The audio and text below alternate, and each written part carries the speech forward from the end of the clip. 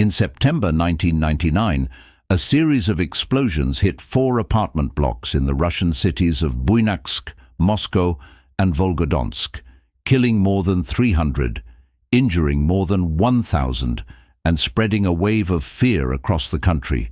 The bombings, together with the invasion of Dagestan, triggered the Second Chechen War.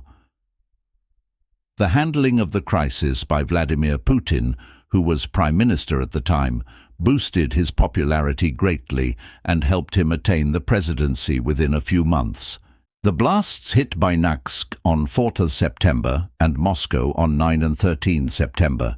Another bombing happened in Volgodonsk on 16 September. Chechen militants were blamed for the bombings but denied responsibility, along with Chechen President Aslan Maskhadov.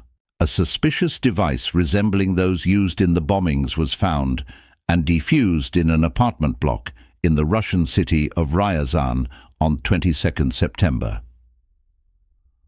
On 23 September, Vladimir Putin even praised the vigilance of the inhabitants of Ryazan and ordered the air bombing of Grozny, which marked the beginning of the Second Chechen War.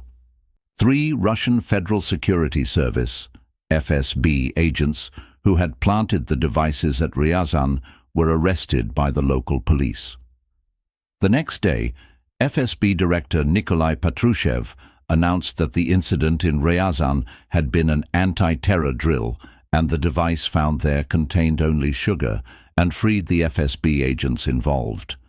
The official investigation of the Buynaksk bombing was completed in 2001, while the investigations of the Moscow and Volgodonsk bombings were completed in 2002.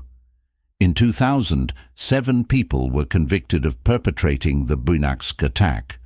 According to the court ruling on the Moscow and Volgodonsk bombings, which was announced in 2004, the attacks were organized and led by Akhmez Gochiaev, who remains at large.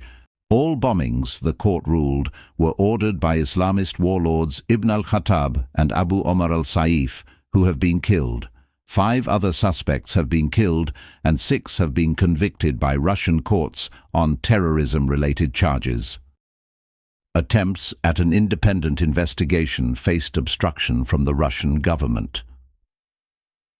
State Duma Deputy Yuri Shchekochikin filed 2 motions for a parliamentary investigation of the events, but the motions were rejected by the State Duma in March 2000. An independent public commission to investigate the bombings was chaired by Duma Deputy Sergei Kovalev.